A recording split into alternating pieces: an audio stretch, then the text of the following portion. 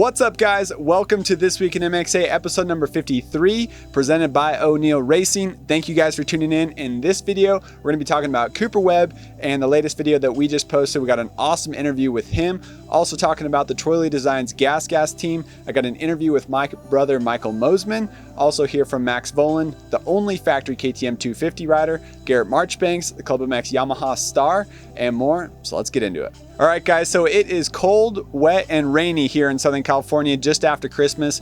Anaheim 1 Supercross is just over a week away, and to be honest with you guys, I think it's kind of good that we're getting a little bit of rain right now because it's forcing the riders to take a break from riding. They won't be able to ride as much when it's raining off and on every other day. That's a better chance at we'll get more riders to Anaheim 1 healthy and no last minute injuries, so hopefully cross our fingers for that one. First off, I want to talk about this Cooper Webb interview. It was awesome talking to him at the KTM Factory Edition intro. I grew up racing against Cooper Webb, so for me to interview him now, I have a little bit of insight onto just what he had to deal with growing up racing against Adamson Cirillo. He was kind of second fiddle to Adam his whole amateur career. Now Cooper Webb has rose to the top, two-time 450 Supercross champion. He's heading into 2022. Brand new motorcycle, new training program, same team, Factory KTM, but we got to talk to him about his new training program and about that new bike. And Cooper Webb was open and honest. He's training with Jet Lawrence and Hunter Lawrence, at least on the bike, and in doing motos together at the 83 compound in Florida. As you guys probably already know, the 83 compound is a super popular place for guys training right now in Florida. It's in Claremont, based near a lot of the other training facilities like the Baker's Factory. And the 83 compound used to be Chad Reed's facility. Now a lot of different guys are training there. The Rocky Mountain KTM team, they're all training there. So Shane McElrath, Max Anstey, and Joey Savacci are all there. Cooper Webb's there, Hunter Lawrence is there, Jet Lawrence is there, and Alex Martin is there. So check out our website and our YouTube video for the full interview with Cooper Webb. For me, it's been great though. I was able to spend a good 6 weeks here with the team, with my mechanic, learning the bike together. Each and every day, understanding what works, what doesn't. And I think for me, that was something that maybe I went to Florida a little too soon in the past and didn't quite learn the motorcycle and just went straight to training, to where this year we've been able to still do all my training out here, but learn the bike more. And then we went to Florida now the last few weeks, and everything's been a great transition there. Riding a lot with Jet and Hunter Lawrence, which has been good for me. I mean, it's I'm only 26, but it is my 9th year, so having some young blood and having Jet as a riding partner has been really fun, and he's definitely fast and youthful, no doubt. All right, next up, we have an interview with my brother, Michael Mosiman of Troy Designs Red Bull GasGas. He, Justin Barcia, and Pierce Brown are the same 3 riders with the Troy Designs GasGas team for 2022. So these are the same guys as last year, same riders switching over for next year. But the team has undergone a lot of changes, not to the riders, but to the team personnel. So Justin Barcia, he has a new mechanic, Ollie Stone, went from Pro Circuit, Kawasaki. He was Austin Faulkner's mechanic. Now he's Justin Barcia's mechanic. Josh Weisner, he was one of the team managers over at Geico Honda. He's now a part of the GasGas Troy team. Will Hahn, everybody knows, he was a part of the Star Racing Yamaha team for a long time. Now he's the team trainer, and those guys are loving it at GasGas as well. Also Derek Dwyer, he was Jeremy Martin's mechanic for a long time. Now he's Pierce Brown's mechanic, and I think that's about it. So a lot of changes going on over there. My brother is still working with Jay Burgess as his mechanic, and they're getting along great. So new mechanics, new faces, new personnel under the GasGas Troy Designs team. The riders are feeling good, and I know they've been having a lot of fun together. So let's hear a little snippet from my brother that Trevor Nelson got at the GasGas intro. With Justin, we've been really close in speed, and Pierce too. We're all really close in speed, and it's gnarly how fast we're going. And with him, it's I'm also not going to teach him, one, because he's already freaking good enough. And I want to be the top guy, and he wants to be a top guy. But there's also, he's older than me. So it's who am I to teach him if I see something, But, and then a lot of times, really the big difference between each other is who can catch on to good lines quicker. And that's been my specialty this year, is being the first one to cut down, the first one to come up with a creative line, the first one to do the outside in or whatever that is, they go to a fresh spot in the whoops, and a lot of times I try to keep that stuff hush hush because that's like the only advantage I can get on these guys because we're all so close. So in the past, weaknesses have been my passing and like racecraft, and then you can argue like under pressure like wasn't the best, and those skills, and then you can always be better in the whoops, and particularly like the end of my whoops. And I've been working on all those skills a lot, and that's one of the huge things you'll hear a lot of us talk about tonight is how close we've been riding in practice. Like I'm getting a lot of those skills. I'm rehearsing as if I'm in a race scene. And I've really honed that. There's a time we did 3 20-lappers in one day, and the third 20-lapper we're all firing at absolute like crushing it. Like 6 laps to go, I'm like, all right, I have a couple better lines because we're all really evenly matched. But I'm like, I have a couple better lines that they haven't caught on to yet, and I timed it because I was like, I don't want to catch them right away. I want to catch them right at the end because I don't want to catch them and sit in their roost.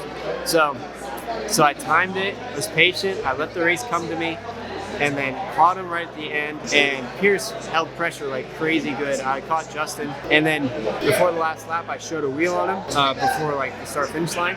And I showed a wheel, and then he like kind of like freaked out a little bit, not like freaked out, but he like reacted, and then I double, but it was a really good decision because it was a low-risk place to try to make a pass. I didn't risk anything, I didn't lose any time, and then I'm right on him down the whoops. And one of the things that I worked on is being comfortable riding right on someone because it's scary. And I grew in a lot of comfort in that, and then right on the end of the whoops, got a little bit to the side of him towards the exit, almost had him on the dragon's back, but I couldn't pass him, so I hung back down like the straightaway right. That was like a good opportunity, but I wasn't quite close enough. But I knew the next rhythm I could push through and then get to the inside, and that was the same place I showed the wheel the last lap, and that was the final corner. And so I just launched it in there, pushed through all the jumps, launched it in there, and race situation I would have put him over the berm. But in real life, we came together, hit at the top, and then like kind of like all let off to like not crash, came down. And so yeah, there's a lot of improvement. Not improvement. I'm good under pressure now, and having those guys right on me. There's time and time again where it's like, no, I'm not cracking. Like I'm just fine right here, and I'm becoming comfortable in those positions. And it's really a good thing. It's going to come in handy when jet rounds breathing down my neck, or I'm right behind Colt Nichols, and there's 3 laps to go, and I gotta make the pass to get the win. So it's going to come in handy. Another topic to talk on with the Troila Designs GasGas team versus the factory KTM and Husky teams is that the GasGas guys are going to be on the same bike for 2022, while KTM and Husky are switching over to the brand new platform, the factory editions that were just released. So Pierce Brown, Michael Mosiman, Justin Barcia are going to ride the same bikes that they've been riding. Advantage for them, they rode those bikes in Supercross last year. They've got a lot of time and experience on those bikes, testing, racing. They know those bikes inside and out. They just had to do practice laps this season. They had to do maybe a little bit of testing to get things figured out, but what did they have to figure out? They just raced on these bikes this last season, where the factory KTM guys and factory Husky guys, they had to learn all new bikes, and especially the 250 riders. They just got their bikes in the last couple weeks. So when we talked to Max Vollen at the KTM intro about 2.5 weeks ago now, he had just been on the bike 3 or 4 times, and so it's a brand new motorcycle. He's gonna have to ride the East Coast. I know some of the Rockstar Husky guys, they'll be riding Anaheim 1 on their new 250 with not a lot of time on that new motorcycle. So very interesting. I think it's going to be an advantage for the GasGas guys, and personally I'm excited for my brother, but also excited to see how those factory editions work, as we know there's a lot of cool technology going into those bikes as well. So interesting stuff. Let's hear from Max Vollen now as he enters his 2nd season of pro racing. All right, guys, we are here with Max Vollen, the only KTM factory 250 rider, and he's got his beautiful new KTM factory edition right here in front of him. Fun story about Max Vollen. He's 7 years younger than me. He grew up in Northern California. I grew up in Northern California, and going to the local races like Hangtown, Oatfield, Hollister, I remember him more than he remembers me because he was 7 years younger, so he wasn't really paying as much attention. But I remember this young little ripper on a 65 and 85, and always watching him, just a few classes, a few years behind me and my little brother. And so, Max, it's cool to see you growing up. I don't know, are you 6'1"? Yeah, I'd say about 6'1". Yeah. Oh my gosh. Okay, so he's taller than me now. I still got him on age. He'll never pass me there, but he's a little bit taller than me now, and he's definitely faster than me now. So that's kind of a bummer too. But it's really cool to see you, Max. See you grow up a lot, and see you with a beautiful new bike. You're getting ready for year 2 racing pro. How's it feel? Yeah, feels great so far. I mean, a little bit of time on this bike already, a week, and it's been awesome. You know, more steps forward and gaining more confidence on the track, and yeah, I've been feeling really great up on the test tracks. Finally, now that this thing's released, to get out and ride some different tracks and see how that goes. Super cool. So it was announced earlier, but you've only ridden this bike for a week, and that's because of COVID and basically just the delay in the production line for all things motorcycles across the whole world. Everybody's having a tough time getting parts, and that means that the 250F factory edition has taken some time to get here. Roger DeCoster said there's only one 250 engine together right now, so this thing is really groundbreaking, brand new. You've been riding last year's model, the current model, on Supercross, during this off season. What was like the first thing you noticed when you hopped on this bike? Yeah, this bike for sure was all around improvement from last year's bike. The first thing I noticed was chassis and suspension setup. Maybe the suspension setup was a little better than my last year's, but definitely chassis and cornering was great. And then I'd say the next thing was the flat ground traction and braking was also better. So it's kind of all around just better. Nice. And so, did you think your last year's bike was bad, or what's the deal there? No, it wasn't a bad bike. I mean, it was definitely still competitive, and I think, yeah, suspension-wise, they didn't want to test so much to where I got lost because I was just new on a 250. So I think suspension setup could have been a little bit better than it was, maybe, but bike-wise, it's still a great bike and still competitive to this day. So it was cool to catch up with Max Vollen. If you want to hear the full podcast or read the full in-depth interview where he talks more about last season, leading laps at Paula, and more, check out motocrossactionmag.com. We have the written interview there, and we'll have the podcast up on your favorite podcast platform. Check it out. Next up, we have a little snippet interview with me and Garrett Marchbanks when I was in South Carolina at the Club MX Yamaha facility.